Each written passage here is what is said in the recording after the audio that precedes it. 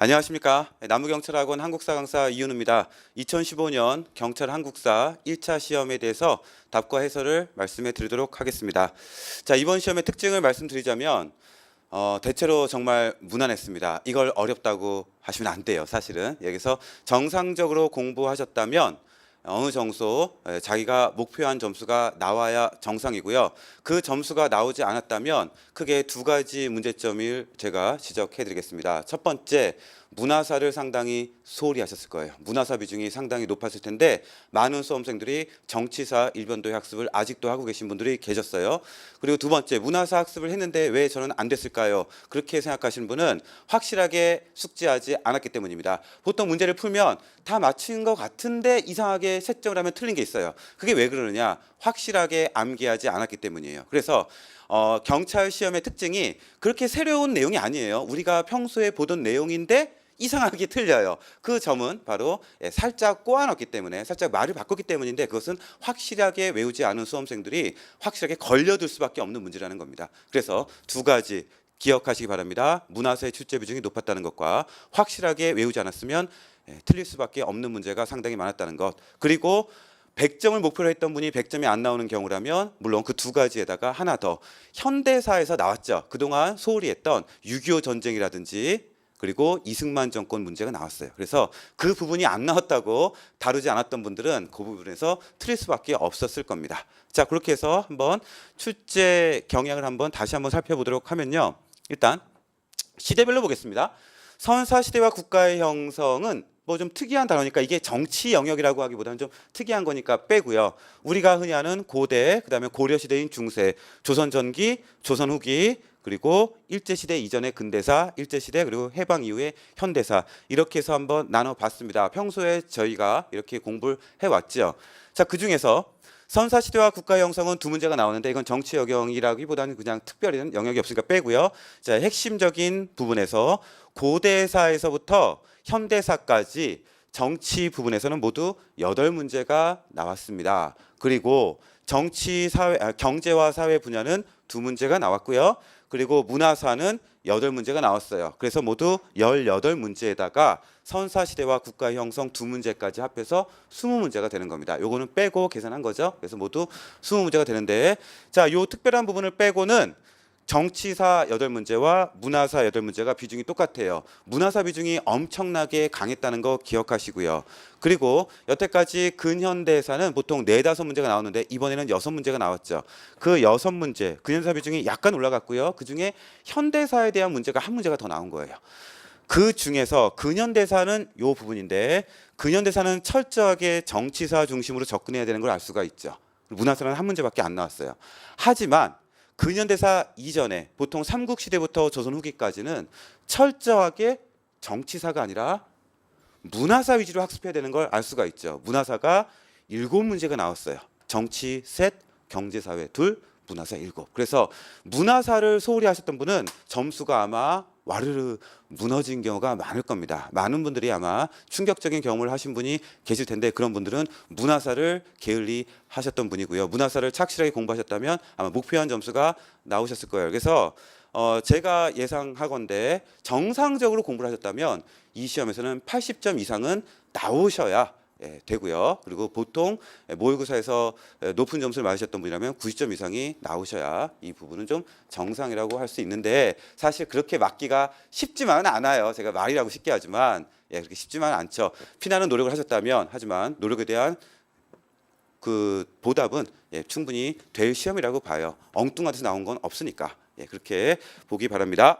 자, 그다음에 뭐 특별히 이 부분에 대해서 특별히 특별한 것은 없고요. 다만 근현대사가 1문제 평소보다는 좀 많이 나왔다. 그리고 문화사가 좀 더 출제가 되었다라는 정도입니다. 그럼 1번 문제 해설 들어가도록 하겠습니다. 1번 문제. 청동기 시대의 문화화에 대한 설명으로 가장 적절하지 않은 것은 이라고 돼 있는데 상당히 쉬운 문제였습니다. 답은 2번이고요. 2번은 청동기 문화가 독자적 발전을 이룩하면서, 이거는 언제라고 우리가 배웠어요? 철기시대예요. 철기시대.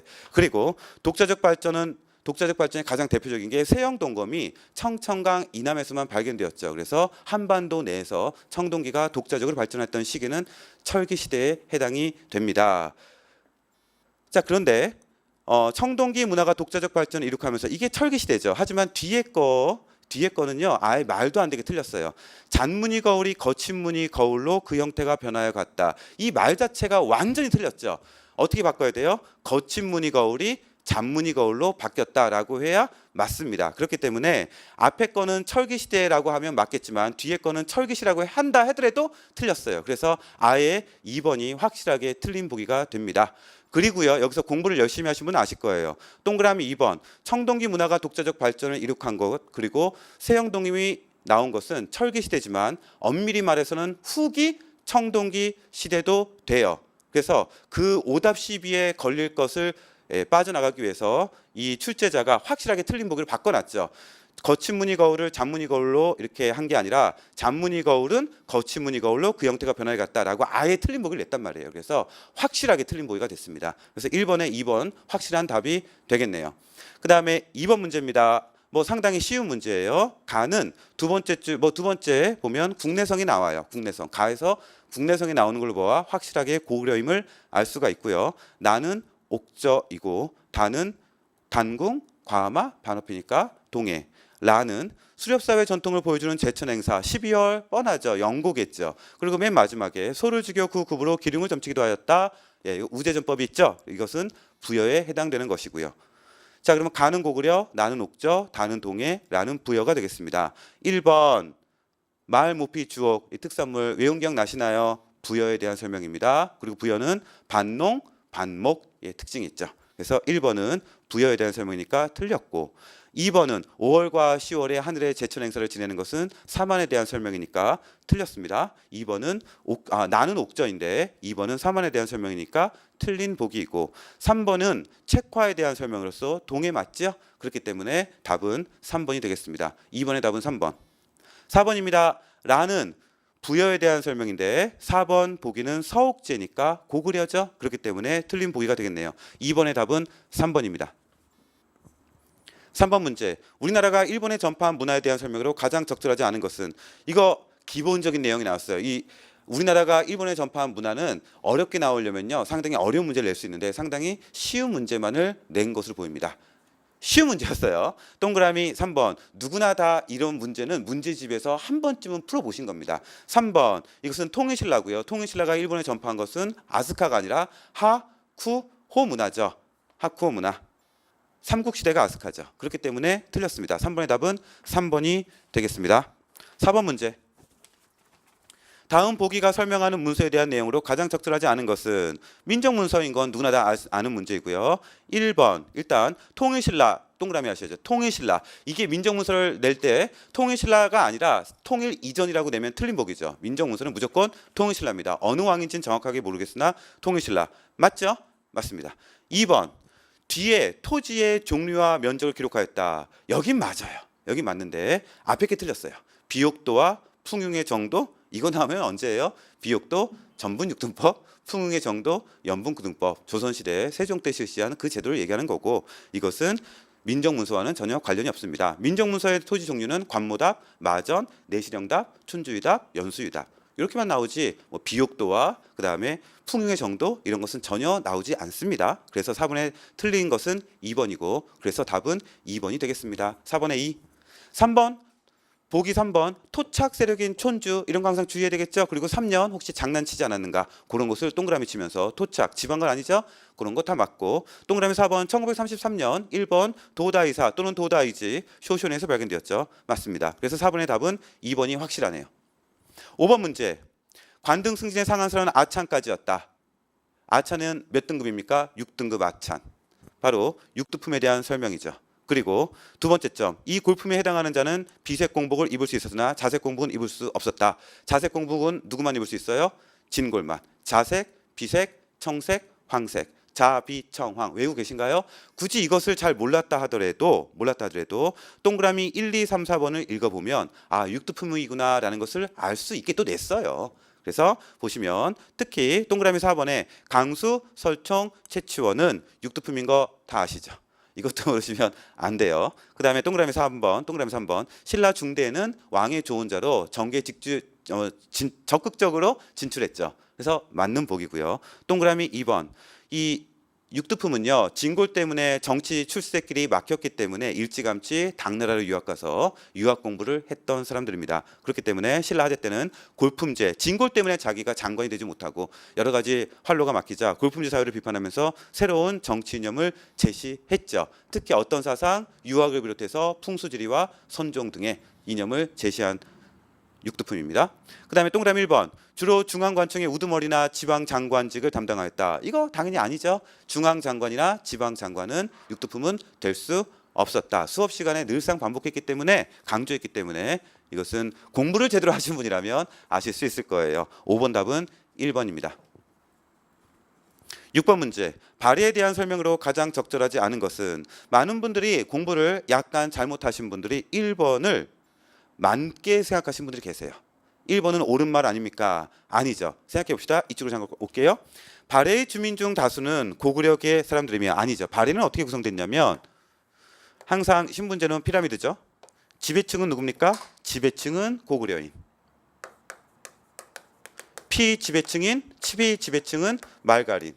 누가 다수예요? 당연히 피지배층이 훨씬 많죠. 지배층이 더 많으면 그게 나라가 되겠습니까? 그렇죠. 피지배층이 훨씬 많겠죠. 그래서 고구려인은 소수고 말갈인이 백성의 다수를 이룬 게 맞습니다. 이걸 어떻게 바꿔야 돼요? 지배층은 고구려가 다수다 이렇게 해야 되겠죠. 소수인 지배층, 소수인 고구려인이 지배층을 이루고 있다 이렇게 하거나 지배층은 고구려가 다수다 이렇게 해야죠. 주민 중 다수는 당연히 말갈인 사람들이 많겠죠. 그래서 이 고구려계 사람들을 X표 하시고 말갈계 사람들이라고 해야 맞습니다. 주민 중 다수는 말갈인이며 이들 중 일부는 지배층으로 올라갈 수 있었습니다. 지배층으로 올라갈 수 있었어요.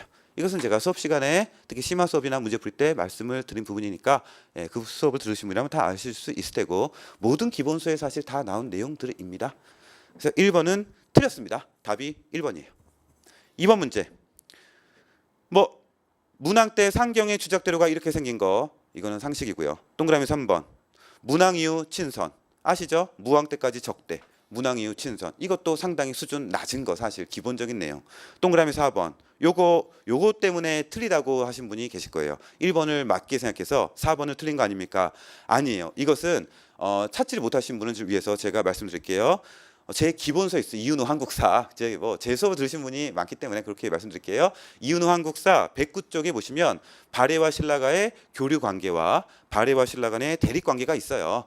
그 교류 관계 모든 수험서에 다 나오는 내용이에요. 사실 그냥 제 수험서를 가지고 계신 분은 109쪽을 찾아보시라는 거예요. 모든 수험서에 이게 다 나와 있어요.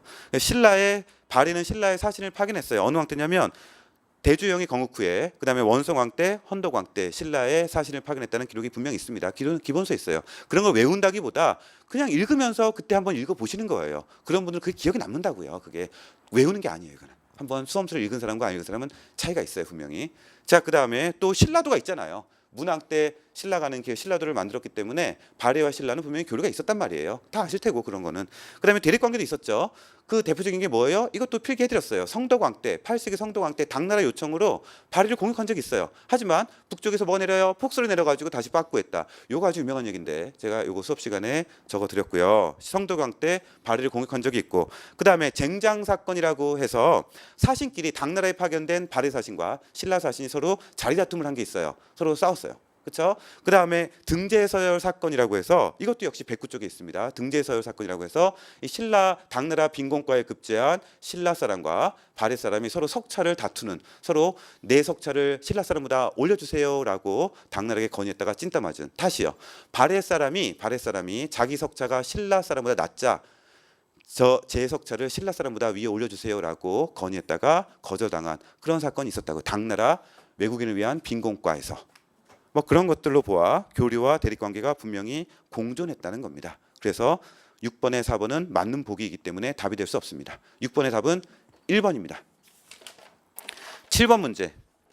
삼국시대의 정치 발전에 대한 설명으로 가장 적절하지 않은 것은 아주 상당히 기본적인 문제예요. 또 자꾸 틀리신 분은 뭐 죄송하지만 사실 이건 기본적인 거예요. 이건 암기만 제대로 하셨으면 누구나 다 맞출 수 있는 것.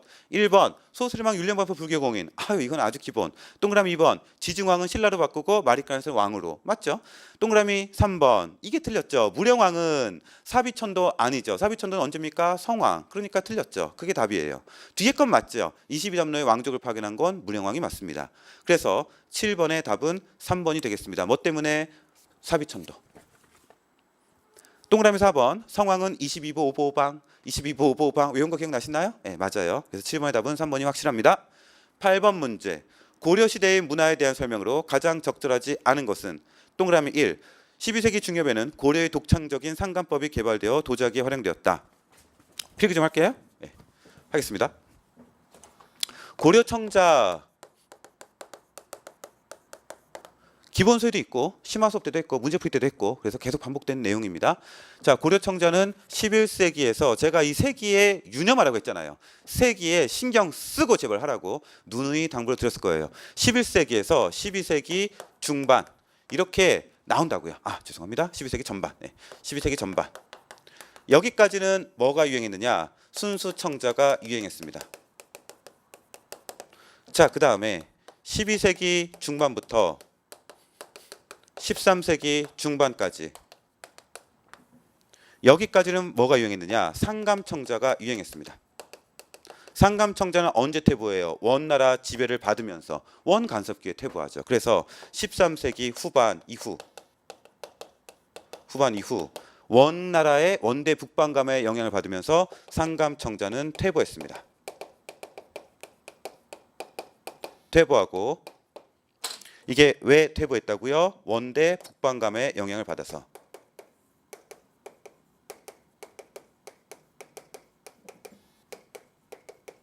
그리고 14세기 말부터 등장한 게 바로 분청사기. 그게 15세기까지 가죠? 예, 이런 것들 딱 기억해 놓으시라고 했잖아요. 중요하다고. 동그라미 1번. 12세기 중엽에는 고려의 독창적인 상간법이 개발되어 도자기에 활용되었다. 12세기 중엽에는 맞는 복이죠. 동그라미 2번.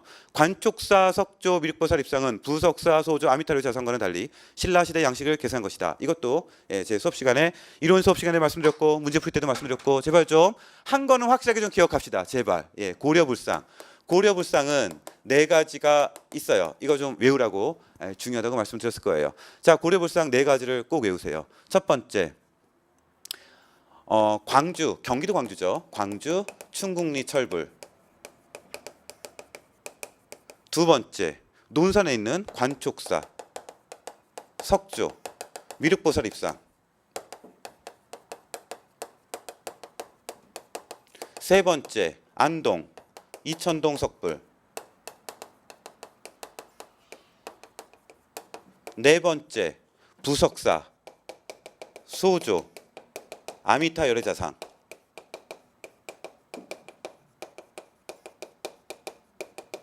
부석사, 소조, 아미타 열애자상. 여기서 중요한 거, 이 3가지를 묶는 게 중요하죠. 지금 수업 시간에 한 거 그대로 하고 있습니다. 광주, 충국리 철불, 관촉사, 석조, 미륵보살 입상, 안동, 이천동 석불. 이것은 조형미가 있다 없다. 이것은 사진을 보셔야 돼요. 책에 사진 나오죠. 그 사진을 통해서 같이 기억하십시오. 조형미가 상당히 꽝이었다라는 게 특징이죠. 조형미만 꽝입니까? 또 뭐가 있어요? 다 지방, 지역 특색이 반영되고 지방에서 만들어진 거예요. 지역 특색이 반영되고 다 고려 초기에 만들어진 대형 불상. 이 3가지의 공통점. 누가 만들었기 때문에? 호족이 만들었기 때문에. 고려 초기의 지배층인 호족이 만들었기 때문에 이런 것들은 조형미가 떨어지죠. 지방 세력이니까 지역 특색이 반영되고, 호족은 자기 세력을 과시하기 위해서 대형으로 만들고, 고려 초기에 호족이 지배했으니까 촉이 만들어진 거고. 아시겠죠? 자, 그 다음에 이것은 고려 중기 때 만들어진 부석사, 소조, 아미타 열애자상은 요건 따로 보셔야죠. 이 부분은 조형미가 상당히 뛰어나더라. 조형미가 뛰어난 이 불상은, 가장 조형미가 뛰어난 불상이 뭔지 아세요? 바로 통일신라 때 만들어진 석굴암 본전불상입니다. 그래서 통일신라를 계승했다. 통신계승. 이게 상당히 중요한 거 아니었어요? 여기서 이게 키포인트라고요. 핵심. 그래서 핵심을 다룬 거기 때문에 쉬웠다는 거예요. 핵심을 다룬 거기 때문에 딱 건드려야 될 것만 건드렸어요. 그렇기 때문에 동그라미 2번 관촉사의 석조 미륵보살 입상은 부석사 소조 아미타 러지 자상과는 달리 신라 시대 양식을 계승한 것이다. 지금 이게 안 와닿아요? 자, 이게 뭐가 틀린지 보겠습니다. 부석사 소조 아미타 러지 자상과 관촉사 석조 미륵보살 입상이 서로 위치가 바뀌어야 돼요. 바뀌어야 돼요. 이렇게 읽어야 정상입니다. 부석사 소조 아미타 열의 좌상은 신라를 계승한 거죠. 그러니까 부석사 소조 아미타 열의 좌상은 관촉사의 석조 미륵보살 입상과는 달리 신라 시대 양식을 계승한 것이다 라고 해야 맞습니다. 서로 바뀌었죠. 그렇기 때문에 2번이 틀렸기 때문에 답이 되는 거예요. 그래서 8번의 답은 2번입니다. 3번 또 한 거. 상감청자는 강화대 도판 13세기 중엽까지 주를 이뤘으나 상감청제는 13세기 중반까지 주류를 이루었으나 언제?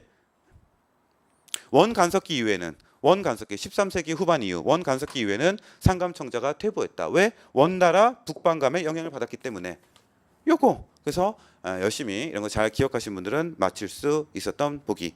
동그라미 4번. 이거 항상 강조되는 거죠. 봉정사 극락전은 현존 가장 오래된 건축물, 목조 건축물. 봉정사 극락전. 주진포 양식 봉부수 외웠을 거예요. 봉정사 극락전, 부석사 무량수전, 수석사 대웅전. 그중에 봉정사 극락전. 8번의 답은 2번이 되겠네요. 9번 문제. 고려시대의 불교에 대한 설명으로 가장 적절한 것은 동그라미 1번. 의처는 대립 상태에 있었던 교종과 선종의 통합을 위해 노력하고자. 여기까지는 정확하게 맞습니다. 그런데 뭐가 틀렸어요? 먼저 선종의 여러 종파를 통합하고. 아니죠. 먼저 의천이 교종 승려였기 때문에 교종을 통합하고 1단계, 이것도 제가 필기 해드렸는데 이건 기본 수업 때도 했죠. 1단계 교종 통합, 2단계 교종 중심으로 선종 통합. 그렇죠. 그러니까 바뀌었잖아요, 순서가. 먼저 선종을 통합한 게 아니라 먼저 교종을 통합하고 그 다음에 선종을 융합하려고 했던 거죠. 그렇죠? 그래서 1번은 틀렸습니다. 2번. 광종은 과거지를 실시했으나 승과는 두지 않았다. 아니요, 승과 있었어요. 고려시대에 승과 있었죠. 광종 때부터 승과 있었고 무과도 있었죠. 그래서 틀렸습니다. 동그라미 3번. 진울과 해심의 활동은 진울, 보주국사 진울, 그 다음에 진각국사 해심 둘 다 선종이죠. 조계종 쪽이잖아요. 조계종은 선종이잖아요. 그래서 교종이 아니라 선종이고 무신정권은 선종을 후원했다는 유명한 사실. 4번. 진울의 뒤를 이은 해심은 유불일치설을 주장하였다. 정확하게 맞는 보기죠. 그래서 9번의 답은 4번입니다. 9번의 4. 10번 문제. 조선시대 과학기술에 대한 설명으로 가장 적절한 것은 이것도 평소에 강조하던 거. 이것도 문제집을 푸셨다면 반드시 한두 번은 겪었을 동그라미 1번. 천상열차 분야지도는 어느 왕 때라고요? 강조했잖아요. 제발 외우시라고. 누구? 태조, 이성계, 태조. 이런 걸 가지고 더럽게 이런 말장난치다니 그런 게 아니에요. 이것은 전통적으로 나오는 문제예요. 태종이 아니라 태조. 천상열차 분야지도는 태조입니다. 그렇기 때문에 틀렸습니다. 2번. 개미자, 가빈자 등 정교하고 아름다운 활자가 만들어졌죠. 물론 요걸 이제 꼬아서 왕을 물어보는 문제가 낼 수 있었는데 그렇게까지는 내지 않았어요. 참고로 개미자는 누구? 개미자를 만든 사람은 태종, 가빈자는 세종. 이런 걸 외우고 계신 분이라면 틀릴 수가 없어요. 그런 것까지 다 외우셨다면. 다 외우고 계셔야 된다고 누누이 말씀드렸죠. 개미자와 가빈자는 조선 전기 일단 맞아요. 그런데 뭐가 문제냐? 뒤에 식자판 조립. 이거 세종이죠. 기존에 밀랍을 하는 것을 버리고 식자판 조립 이렇게 이걸 판때기로 제가 이게 설명했어요. 이렇게 움직여가지고 쪼일 수 있게 설명했는데 그거 다 기억이 나실 거예요. 그건 세조가 아니라 세종입니다. 그래서 2번도 틀렸어요. 바로 세조를 세종으로 바꿔야 맞는 보기가 됩니다. 그 다음에 3번. 토지 측량기구로 인지위와 규형을 제작하였다. 맞죠? 인지위와 규형. 이것도 각종 기구 때 나오는 거고. 왕은 누굽니까? 세조. 이걸 왕을 물어볼 수도 있는데 그거 물어봤으면 더 좋았을 걸. 안 물어봤네요. 세조입니다. 답은 3번이에요. 동국병관과 병장도설, 군사훈련설을 제가 좀 기억하시라라고 이것도 이순환 때부터는 이걸 외우셔라라고 말씀을 드렸을 거예요. 이런 건 좀 외우셔야 됩니다. 그래서 이론 수업을 들을 때도 처음 할 때는 이런 걸 외우지 않더라도 두 번째 반복할 때는 이런 걸 꼭 외우시고 계셔야 돼요. 하다못해 문제풀이 할때라도 외우셨어야 돼요. 동국병감은요, 문종 때 만들어진 전쟁사예요. 전쟁사.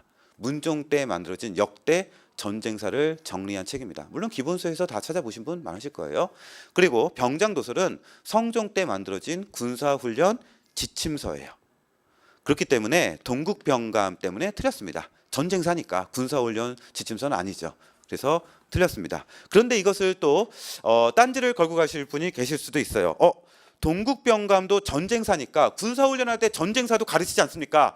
그러면 되는 거 아닙니까? 물론 그렇게 생각할 수도 있어요. 하지만 문제가 뭐예요? 가장 옳은 것은 그렇기 때문에 확실한 답을 고르시면 3번이 맞습니다. 그리고 4번은 동국병감이 직접적인 군사훈련소 지침서는 아니었기 때문에 약간 밀릴 수밖에 없죠. 그래서 10번의 답은 3번입니다. 3번. 11번 문제. 이것도 유명한 사료예요. 6조 직계제인데 6조 직계제는 태종이 실시했고 그다음에 세조도 실시했는데 이 사료를 비교하셔야죠. 그중에서 첫 번째 줄 상황이 어려서 누굽니까? 이 상황은 단종. 유명한 사료죠. 그렇기 때문에 단종을 쫓아냈으니까 세조가 되겠습니다. 세조. 동그라미 1번 고려 광종. 동그라미 2번 세조가 실시한 직전법. 이것도 상당히 쉬운 내용입니다. 답은 2번이에요. 3번 경국대전의 편찬을 시작한 것은 세조지만 마무리한 것은 성종. 그래서 성종이 되겠고요. 4번 스시마섬 정벌 이종무 세종이죠. 그래서 답은 2번이 되겠습니다. 11번에 2. 13번 문제. 12번 문제. 조선시대 성리학에 대한 설명으로 가장 적절한 것은 자, 요거 잠깐 필기 잠깐 해볼까요?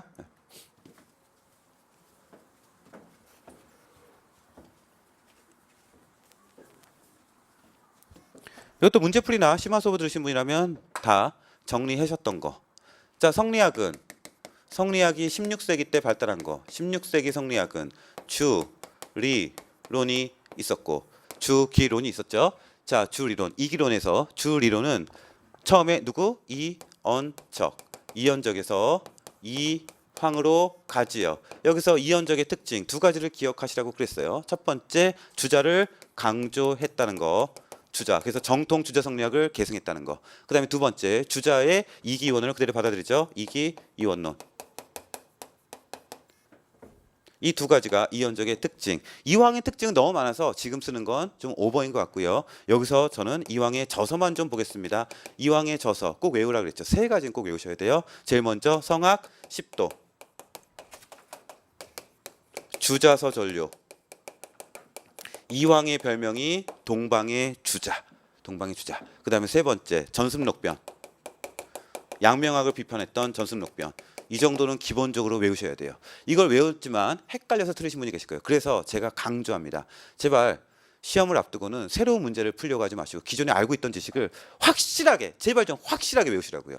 바꾸면 틀리잖아요. 그게 문제, 새로운 지식을 터득하지 못해서 틀린 게 아니라 기존 지식을 확실하게 암기하지 않아서 틀린 겁니다. 그래서 시험 한 달 전에 제발 새로운 문제집 풀 생각하지 마시고 기존 거 확실하게 외우세요. 확실하게.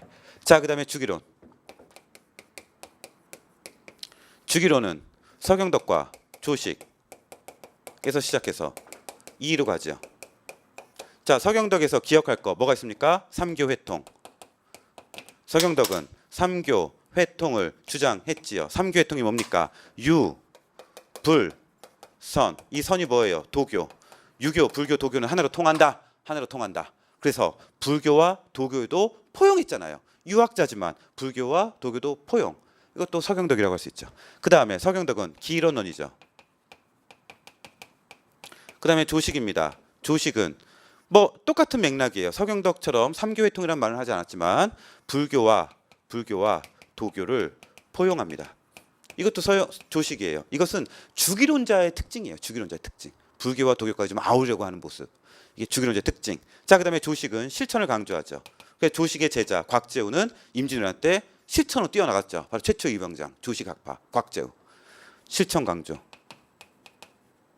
이런 것들이 조식. 그럼 이는 뭘 기억해야 되느냐? 저서 확실하게 외우시라고 그랬잖아요. 이 특징은 많지만 쓰지 않겠습니다. 너무 많아서 저서만.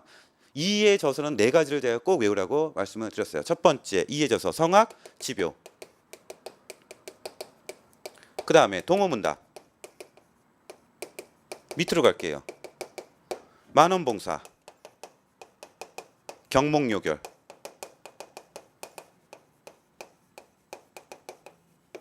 이런 것들이 이의 저서죠. 이걸 확실하게 외우셨습니까? 새로운 것을 자꾸 배우려고 하지 마시고 기존에 배운 것을 확실하게 제발 눈 감고도 주주주 외울 수 있도록 하셔야 돼요. 그렇게 하셔야 됩니다. 자, 1번 서경덕은 주기론자니까 기보다 이를 벌써 틀렸어요. 이보다 기를 라고 해야 돼요. 이와 기를 바꾸면 맞는 보기가 됩니다. 1번 틀렸습니다. 2번 이황은 성악지뷰 틀렸죠. 성악 10도. 성악 10도로 바꾸면 맞습니다. 3번 이는 주자서전료 틀렸죠. 주자서전료는 누굽니까? 이황. 주자서전료만 빼면 맞습니다. 주자서전료가 이황입니다. 이거 확실하게 외우지 않으신 분은 여기서 넘어갔을 거예요. 동그라미 4번 이현적은 기보다는 이를 쉽게 나왔어요. 이현적은 줄이론의 선구. 그러니까 이를 중심으로. 맞죠? 답은 4번입니다. 12번에 4. 13번 문제 바로 논란의 여지가 있는 문제죠. 1번 문제 기억 13번의 기억. 이익은 자 보겠습니다. 이익은 하고 저 뒤에 한전론을 주장하고 나라를 좀먹는 6가지 패단을 지적하기도 했다. 여기까지는 맞는데 그 앞에 게 틀렸어요. 뭐냐? 관리, 선비, 농민 등 신분별 차등 분배 누굽니까? 유영원의 균전론이죠. 그 부분이 틀렸다고요. 다시요. 이익은 하고 어디서부터 틀렸냐면 관리, 선비, 농민 등 신분에 따라 차등 있게 토지를 재분배하자. 거기까지 주치시고 그 부분은 유영원의 균전론에 대한 설명이죠. 그래서 틀렸다고요. 갑자기 균전론이 나왔어요. 그래서 역시 기억은 확실하게 공부하지 않은 분은 틀릴 수밖에 없게 냈습니다. 13번이 상당히 애매하죠. 니은 요게 바로 논란의 여지가 있는 문제인데 정약용은 지방행정의 개혁에 대하여 쓴 경세유표 등을 비롯하여 500여 권 등의 저술을 남겼다. 여기까지 다 맞는데 자 경세유표는 원래 중앙정치개혁안입니다. 이렇게 외우는 게 기본이에요. 하지만 엄밀하게 말해서 물론 제 기본서도 있어요. 경세협회는 중앙과 지방 정치제도 개혁안을 다룬 겁니다. 그래서 웬만한 기본서에는 중앙과 지방 정치제도 개혁안이라고 나와 있을 거예요. 하지만 이게 고등학교 국정교과서에는 중앙제도 개혁안이라고만 되어 있기 때문에 많은 분들이 그냥 이게 약간 문제가 되는 거 아닌가 싶은데 이게 실상은 대학 개론서에는 분명히 대학 개론서나 실제 경세협회를 보면요. 이게 중앙과 지방 정치제도 개혁안이라고 분명히 돼 있기 때문에 이걸 아니라고 말할 수는 없어요. 그렇죠? 이게 틀렸다고 볼 수는 없는데 경찰 가 답안에서는 니은이 일단 틀린 보기로 되어 있습니다. 하지만 많은 수험생들이 이의를 제기해서 아마 바뀔 수도 있다고 봐요. 물론 바꾸고 안 바꾸고는 제가 하는 게 아니니까 저한테 바뀐다면서 그러지 마세요. 예, 제가 뭐 그런 거나 있으면 제가 이러고 있겠습니까? 그렇죠? 경찰 해당 당국에 여쭤보세요. 예, 저는 제가 만약에 출제자라면 아유 죄송합니다 하고 복수 정답을 인정할 수도 있을 것 같아요. 하지만 뭐 제 마음대로 되는 게 아니죠. 인생이 그렇죠? 세상은 제 뜻대로 돌아가는 게 아니죠. 그래서 니은 쓰신 분 약간 조금 기다려 보세요. 어떻게 될지 모르겠습니다. 니은 분명한 건 이의 제기를 할 수 있는 내용인 건 분명해요. 자, 그다음에 디귿입니다. 유영원이 아니라 이익에 대한 설명이고 이익이라고 바꾼다면 또 뒤에 맨 마지막에 균전론을 한전론으로 바꿔야죠. 그래서 유영원을 이익으로 바꾸고 맨 마지막에 균전론을 한전론으로 바꾸면 맞는 보기가 되겠죠. 동그라미 리을 박지원은 청해 다니와 열아이기를 저술하여 여기까지는 정확하게 맞아요. 하지만 뒤에 소비 관계를 우물에 비유하면서 강조했다. 소비 강조는 무조건 누구예요? 박제가. 그렇기 때문에 틀렸습니다. 그래서 기역, 니은, 디귿, 리을 다 틀렸다라는 겁니다. 그 다음에 미음 맞죠? 비읍 맞습니다. 그래서 가 답안에 의하면 13번의 답은 2번이 맞고 혹시 복수 정답으로 3번이 될 수도 2번과 3번이 동시 인정될 수도 있는 내용입니다. 확률은 반반이에요. 14번 문제. 조선 후기에는 민족의 전통과 현실에 대한 관심이 깊어지면서 국학 연구가 발달하였다. 이에 대한 설명으로 가장 적절한 것은 이것도 확실하게 학습하지 않으신 분은 역시 틀릴 수밖에 없게 냈습니다. 제가 봐도 딱 제가 평소에 장난치기 좋아하는 문제로 딱 그렇게 냈어요. 1번. 김정우의 대동여지도는 최초로 백리척을 사용하며 틀렸죠. 최초의 백리척 사용은 누굽니까? 정상기의 동국지도죠. 최초의 실직도는 조선 전기 15세기 양성지의 동국지도, 최초의 백리척 사용, 조선 후기 정상기의 동국지도. 기억나십니까? 그래서 1번이 틀렸다는 거예요. 2번 답입니다. 이것은 시비를 걸 건덕지가 없죠. 2번이 답. 3번입니다. 이긍익은 500여 종의 중국 및 일본의 자료를 참고하여 자, 요 어디서부터 틀렸냐면 주치세요. 500여 종의 중국 및 일본의 자료를 참고하여 그 부분이 틀렸습니다. 그 부분은 한치윤의 해동역사입니다. 해동역사. 자, 이것을 뭘로 바꾸면 맞냐면 이렇게 바꾸면 맞아요. 이긍익은 400종의 야사를 참고하여 연려실기술을 편찬했다. 이렇게 하면 맞아요. 아시겠죠? 그러니까 뭐가 틀렸느냐? 500여 종의 중국 및 일본의 자료를 참고. 이것은 한치훈 해동 역사죠. 500여 종의 외국 자료 참고, 한치훈 해동 역사. 이거 헷갈릴 수 있다고 제가 말씀드렸어요. 누누이 강조했어요. 조심하십시오. 네. 3번은 틀렸습니다. 4번도 틀렸죠. 왜 틀렸느냐? 동사 강목, 안정복의 동사 강목은 맞아요. 근데 어디서부터 틀렸느냐? 안정복은 하고 주치세요. 조선시대의 정치와 문화를 정리하여, 요 부분이 틀렸어요. 조선시대의 정치와 문화를 정리한 건 이긍익의 연려실 기술입니다. 이긍익의 연려실 기술은 야사 400종을 참고해서 조선의 정치와 문화 연구한 거예요. 그러면 안정복의 동사 강목은 뭘 했느냐, 뭘 다뤘느냐? 조선시대가 들어가지 않아요. 언제부터? 단군 조선부터 고려 말까지입니다. 그렇기 때문에 확실하게 틀렸어요. 안정복의 동사 강목은 단군 조선부터 고려 말까지. 그래서 민족사의 정통성 어떻게 써요? 이거 써드렸잖아요. 단군, 기자, 사만 또는 마한, 그다음에 신라, 이렇게 정통성을 이어갔다 그랬잖아요. 그러면 조선 이전에 단군부터 다뤘구나라는 걸 떠올릴 수 있어야죠. 그렇죠? 그렇기 때문에 틀렸구나라고 짐작할 수 있으면 되는 거예요. 왜? 확실한 답이 2번이 확실한 게 있으니까. 4번은 뭔가 좀 틀린 것 같다라는 느낌 받으셔서 건너가면 되는 거예요. 그래서 14번의 답은 2번이 되겠습니다. 15번 문제. 새야 파란 새야 녹두밭에 앉지 마라. 유명하잖아요. 이거 뭐예요? 전봉준. 동학이냐, 동학. 자, 동그라미 1번. 최시형이 아니라 최재우라고 해 맞죠? 최재우는 1860년에 동학을 창시하고 1864년에 처형당했죠. 그래서 교조신원 운동이다라는 거예요. 그래서 1번 틀렸습니다. 2번. 단발령이 웬 말입니까? 동학운동은 1894년이고 단발령은 을미개혁이니까 1895년입니다. 연도가 안 맞아요. 틀렸습니다. 동그라미 3번. 지금 맨 마지막에 전주성을 점령하였다. 전주성을 점령한 건 동학의 몇 차 봉기예요? 1차 봉기. 동학은 1차 봉기와 2차 봉기로 나누어서 순서를 외우셔야 됩니다. 1차 봉기예요. 그런데 여기서 황토현 전투, 고부 황토현 전투와 장성 황룡청 전투는 1차 봉기지만 우금치 전투는 2차 봉기죠. 2차 봉기. 그렇기 때문에 지금 1차 봉기에 2차 봉기의 전투가 껴있기 때문에 틀린 거예요. 우금치가 빠져야 돼요. 우금치는 한참 나중입니다. 그래서 틀렸어요. 4번이 답이죠. 15번의 답은 4번이 되겠네요. 16번 문제. 신민에 대한 설명으로 가장 적절하지 않은 것은? 답은 1번. 너무 쉽죠. 입헌군주정이 틀렸어요. 신민회는 최초로 공화정을 주장한 단체. 최초로 단군 이래 최초로 공화정을 주장한 단체는 신민회. 그거 너무나 기본 아닙니까? 그렇죠? 다 아시죠? 그래서 틀리신 분은 아차 했을 거예요. 실수로 시험장에서 긴장돼서 틀리신 거예요. 16번의 답은 1번입니다. 나머지 너무 쉬워서 패스. 17번. 북학운동에 대한 설명으로 가장 적절한 것은? 이것도 확실하게 하셔야죠. 1번. 청구학회가 뭡니까? 일본이 한국사를 왜곡하기 위해서 만든 단체예요. 누가 모인 거예요? 조선사 편수회 플러스 경성제대 교수. 조선사 편수회 플러스 경성제국대학교 교수로 구성된 게 뭐라고요? 청구학회. 이것도 써드린 거고. 예. 그래서 얘네들이 뭐래요? 식민사학을 체계화해서 일본의 입맛에 맞게 우리나라 역사를 왜곡시켰잖아요. 청구학회가. 그것에 대항하기 위해서 얼마 들었어요? 이병도와 손진태가 진단학회 만들었잖아요. 진단학회가 우리 편 거고 청구학회는 나쁜 놈입니다. 그렇죠? 그래서 틀렸어요. 청구학회가 아니라 진단학회라고 하면 맞아요. 2번. 박은식.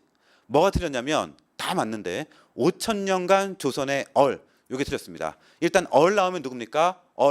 우리 민족 정신을 얼로 표현한 사람 신채호의 저자 정인보죠. 그래서 정인보 거다라는 것을 짐작할 수 있어야 돼요. 이것은 제 교재 803쪽 2014년 이윤우 한국사를 가지신 분은 809쪽 2015년 이윤우 한국사를 가지신 분은 803쪽을 보시면 그 내용이 나옵니다. 정인보는 동아일보에 발표했는데 뭘 발표했느냐? 5,000년간 조선의 얼을 동아일보에 발표해서 얼을 강조했다라고 써 있을 거예요. 한번 보세요. 그것 때문에 틀렸고요. 3번. 민족주의 성격이 강한 천도교는 중강단. 이것도 수업 시간에 상당히 강조됐죠. 그래서 강조된 부분 위주로 나왔기 때문에 평이하다는 거예요. 중강단은 천도교가 아니라 대종교, 단군을 숭배하는 대종교. 그래서 천도교를 대종교로 바꾸면 맞습니다. 동그라미 4번. 이게 답이죠. 사회경제주의 사학은 1920년대 때 대두가 되어서 30년대에 업그레이드돼서 탄생한 거예요. 그래서 좀 애매한데 20년대 때 서서히 대두가 된 건 맞아요. 그래서 30년대 때 백남원에서 확립이 되었다. 뭐 그렇게 생각하시면 되겠어요. 그래서 뭐 크게 특별히 뭐 흠 잡을 데는 없어요. 백나무내에서 대두된 거고 그 저변은 20년대부터 서서히 깔려 있었던 겁니다. 그래서 이 20년대 30년대냐 30년대냐 딱 못 받긴 힘든데 뭐 그렇다고 이게 확실히 틀렸다 맞았다 이렇게 하기도 좀 애매하죠. 그래서 백나무는 30년대에서 30년대 책을 발표했기 때문에 맞는 보기입니다. 확실하게 맞아요. 17번의 답은 4번입니다. 18번. 다음 보기를 시대순으로 가장 적절하게 나열한 것은 이거 연도 다 외우고 계시죠? 이건 연도 외우시는 겁니다. 기본이에요. 기억은 간도천변 1920년. 간도천변을 다른 말로 뭐라 그래요? 1920년이 경신년이었기 때문에 경신천변이라고도 하죠. 니은 광주 학생 항일운동은 1929년. 디귿 국민대표회의는 1923년. 리을 미스야 협정은 1925년. 그러니까 순서대로 하면 1번이죠. 이거는 다 외우고 계시라 믿어요. 19번 문제.